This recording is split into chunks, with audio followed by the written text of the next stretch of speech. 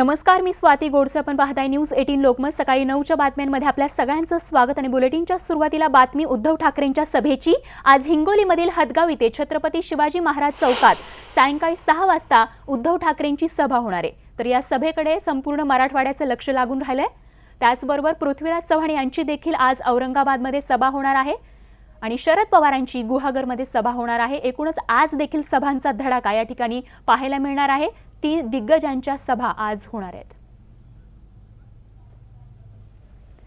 बघत पुढची बातमी. कारवाईच्या भीतीपोटीच सुजय विखे भाजपमध्ये गेले, त्याचे पुरावे देखील माझ्याकडे आहेत, असा गौप्यस्फोट केलाय अजित पवार यांनी.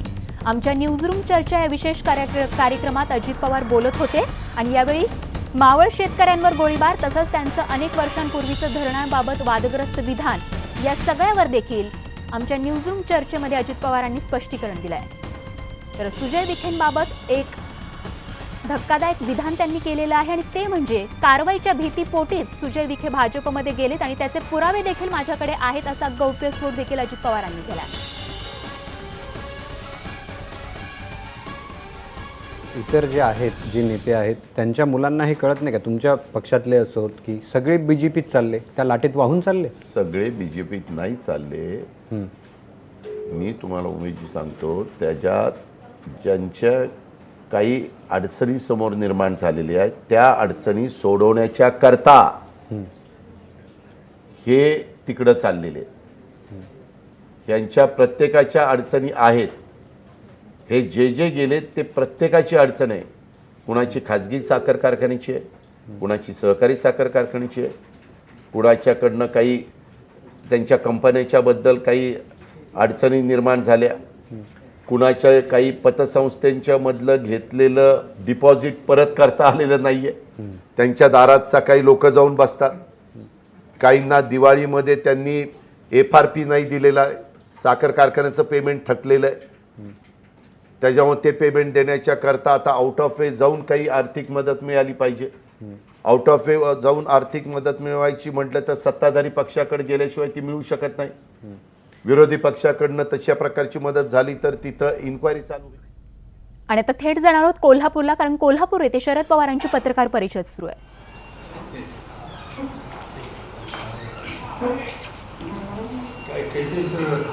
देशातून सुरुवात करा.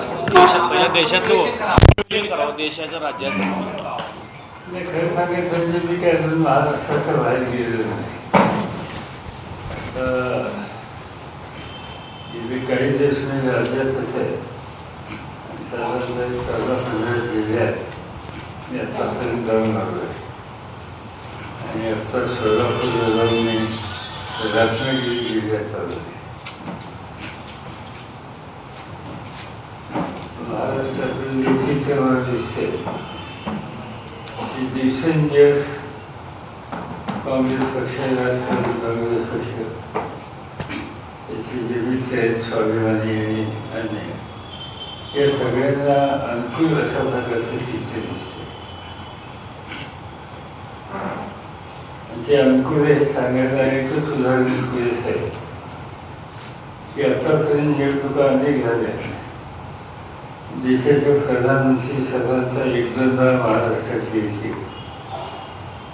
यावेळेला जर 2-3 दिवसांनी ते महाराष्ट्रात आहेत. जवळजवळ त्यांच्या प्रत्येक सभेमध्ये त्यांनी माझ्याबद्दलचं प्रेम व्यक्त केलेले. अशी पहिली सभा तुमच्या वर्ध्याची असो, नांदेडची असो, अहमदनगरची असो, औषधाची असो, तर प्रत्येक सभेमध्ये शरद पवार हा कॉमन विषय त्यांच्या मनामध्ये दिसतोय. याचा अर्थ आपलं वर चाललंय असं मी समजतो.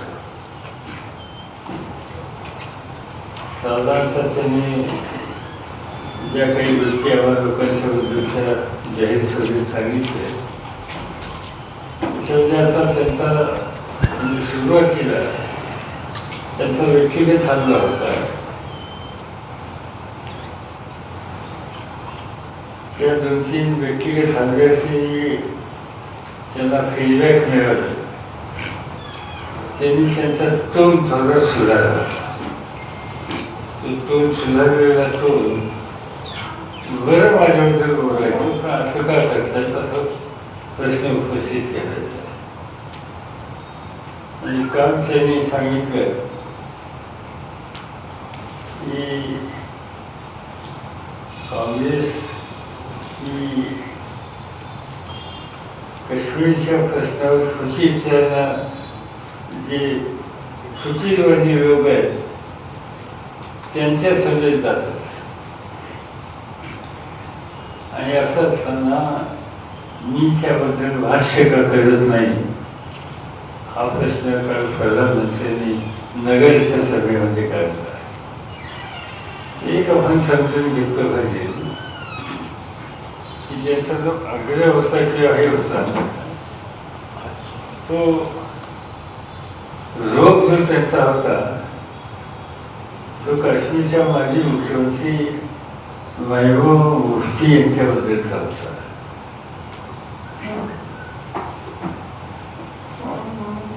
महबूबा मुफ्ती आणि त्यांच्या पक्षाच्या लोकांचे काही विधानं त्याचा आधार प्रधानमंत्र्यांनी घेतलेला दिसतो.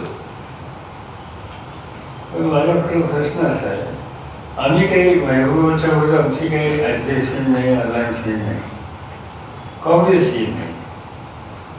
आणि काँग्रेसची असली तर नॅशनल कॉन्फरन्स ही संघटना आहे तिची फारुख अब्दुल्लाच्या नेतृत्वाखाली, त्याच्याबरोबर कधी काही काँग्रेसची ॲडजस्टमेंट होती. आज सगळी स्वतंत्र लढतात.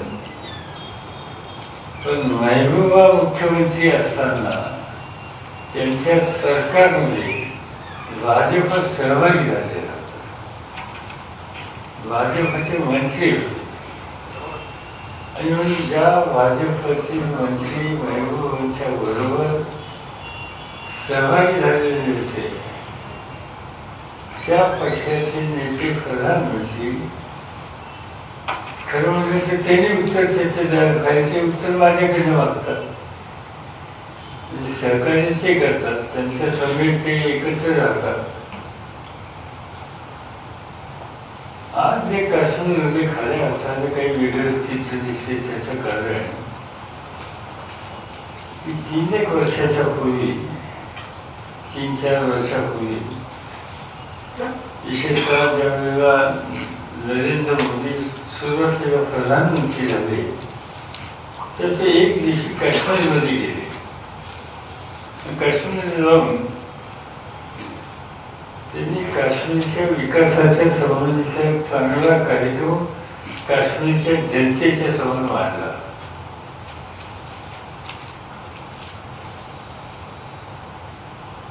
आणि ती जी त्यांनी विकासाच्या कार्यक्रमाची मांडणी केली त्याचं काश्मीर व्हॅलीमध्ये स्वागत झालं.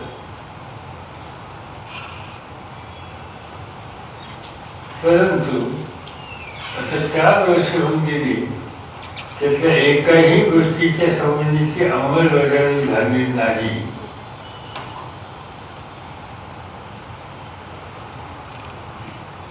त्यामुळं तरुण पिढी तिथली संतप्त झालेलं चित्र दिसतंय. काश्मीर हा अतिशय सेन्सिटिव्ह स्टेट आहे, सीमेवरचं स्टेट आहे. तिथले निर्णय हे अत्यंत संयमानं आणि लोकांच्या भल्याच्यासाठी घेतल्याच्या नंतर त्याची अंमलबजावणी तातडीने करणं आणि लोकांचा विश्वास संपादन करणं याची आवश्यकता आहे. आणि ते खऱ्या अर्थानं नरेंद्र मोदी आणि त्यांच्या पक्षाकडून झालेलं नाही. त्यामुळं तिचा वेगळा विचार मांडायला काही फुटीवादी लोक पुढे येतात. हे देशाच्या दृष्टीने चांगलं नाही, त्याला आपल्या कोणाचं समर्थन नाही. पण हा आपला दोष नरेंद्र मोदींचा दिलेली आश्वासनं न पाळण्याचा, तो इतरांच्यावर ढकलणं. याचा अर्थ फक्त एकच आहे की 5 वर्षाच्या त्यांच्या सत्ता काळामध्ये दिलेली आश्वासन न पाळल्यामुळं लोकांच्या जी नाराजी आहे ती कुठं डायव्हर्ट करण्याच्या संबंधीचा प्रयत्न त्यांचा आहे यापेक्षा दुसरं काही नाही.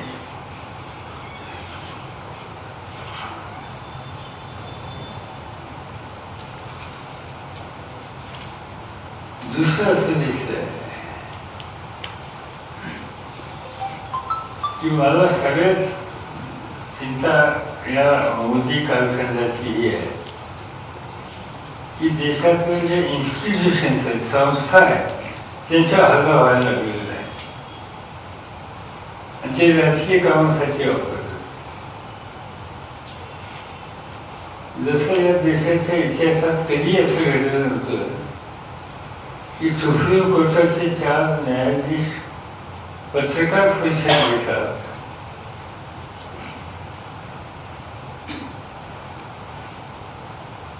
आणि न्यायाधीश प्रक्रियेमध्ये हस्तक्षेप होतो.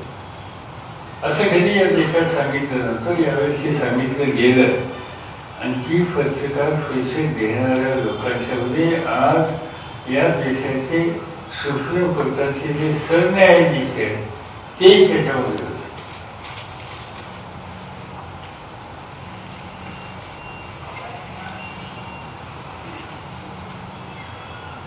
दुसरं ज्याचा उल्लेख मी माझ्या भाषणामध्ये ठिकठिकाणी केला की रिझर्व्ह बँकेची सँक्टिटी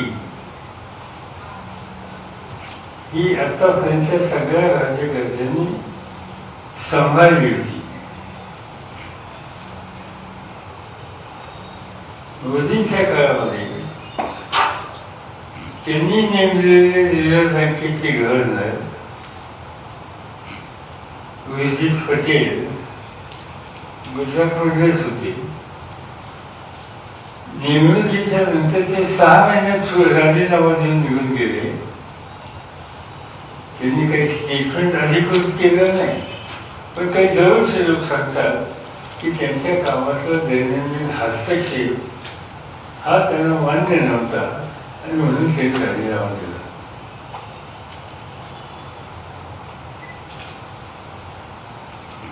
आणि तिसरी अत्यंत गंभीर गोष्ट जी आता झाली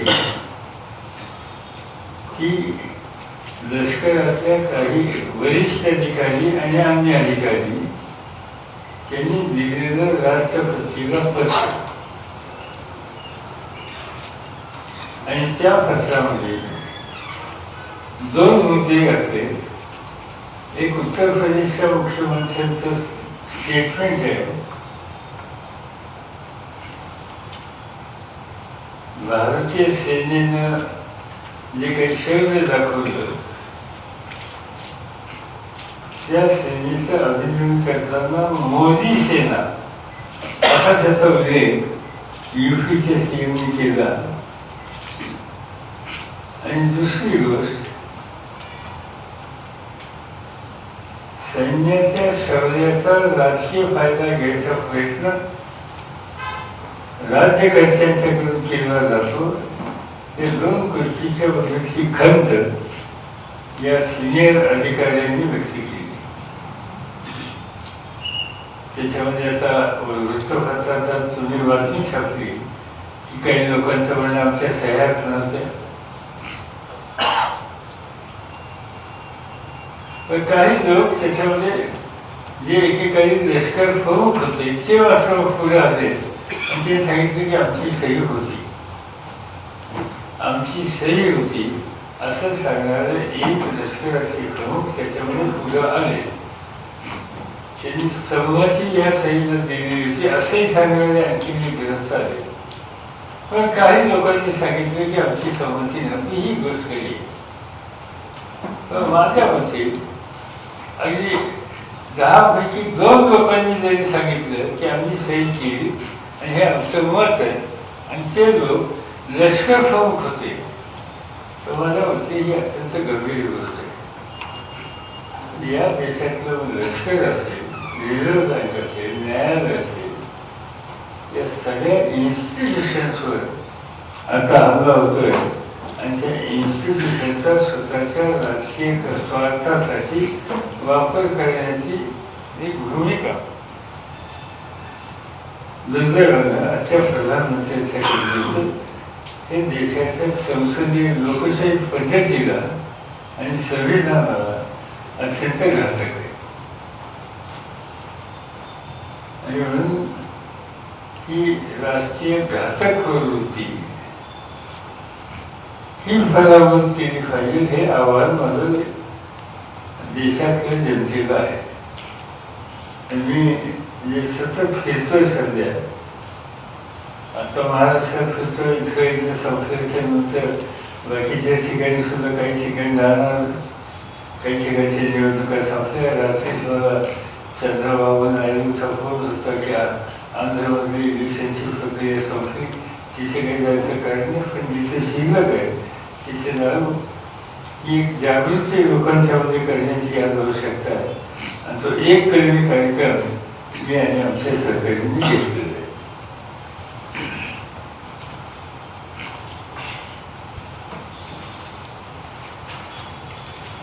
मला वाटतं तुम्हाला काही विचारायचं साहेब, यापूर्वी घरात नरेंद्र मोदींनी घराण्यावर तुमच्या टीका केली, घरातले जे वाद आहेत ते आहेत असं सांगितलं. पण कालच्या सभेमध्ये त्यांनी बोलताना असं म्हटलंय, दोन पंतप्रधान हे पवारांना मान्य आहेत का, आणि ते विदेशी चष्म्यातून राजकारणाकडे बघतात का, राष्ट्रवाद मान्य नाही का? दोन पंतप्रधान अनेक होत्या, त्याचा ते काही मिळतील, 2003 मिळतील. या देशात घेतलेलं एकच पंतप्रधान असतो. त्यामुळे हे दोन पंतप्रधानांचा प्रश्न आणला होता. प्रश्न तो वेगळा होता. त्यांनी त्याचा एक लोकांच्या गफलत करण्याचा प्रयत्न केला. तो प्रश्न असा होता, आपला देश जेव्हा स्वतंत्र झाला आणि वल्लभभाई पटेल जवाहरलाल नेहरूंनी राज्य एकत्र करायची प्रक्रिया जेव्हा सुरू केली, अनेक राज्य आली भारतामध्ये, त्यावेळी स्वतंत्र राज्य होती. त्यावेळेला काश्मीरच्या राज्याने भारतात सहभागी होण्याच्यासाठी जरा वेगळी भूमिका घेतली होती. त्याच वेळेला काश्मीर पाकिस्तानकडे हल्ला झाला. त्यातला एक भाग ज्याला आझाद काश्मीर म्हणतात तो आपल्यामध्ये नाही आज, तो काश्मीरचाच होता.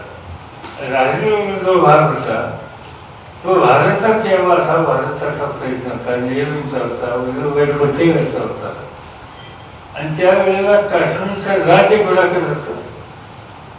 राज्यकर्ते जे होते, राज्य जे होते, संस्थान होती ना ती, तिचे प्रमुख होते, त्यांचं नाव हरी सिंग आणि डॉक्टर करण सिंग हे जे मंत्री होते आपल्याकडे, त्यांचे वडील. म्हणजे काश्मीर हे 90% पेक्षा मुस्लिम समाजाची लोकसंख्या असलेल्या राज्याचा राज्यकर्ता हिंदू होता. आणि त्यावेळेला भारतात मर्जाचा जेव्हा प्रश्न आला, त्यावेळेला हरिसिंग आणि त्यांच्या सगळ्या सहकाऱ्यांनी काही अटी घातल्या. त्या अटीमध्ये प्रामुख्यानं त्यांना चिंता एकच होती की हिंदुस्थान एवढा मोठा देश होणार आणि उद्या अन्य राज्यातले सगळे लोक काश्मीरमध्ये राहिले तर आमची लोकसंख्या कमी आहे आणि हे बाहेरनं लोक आले तर त्यांच्या लोकसंख्येच्या वर आमचं एक वैशिष्ट्य आहे, एक विशिष्ट स्थान आहे, आमची एक संस्कृती आहे, ही शिल्लक राहणार नाही. आणि म्हणून घटनेमध्ये 1 किंवा 2 कलमं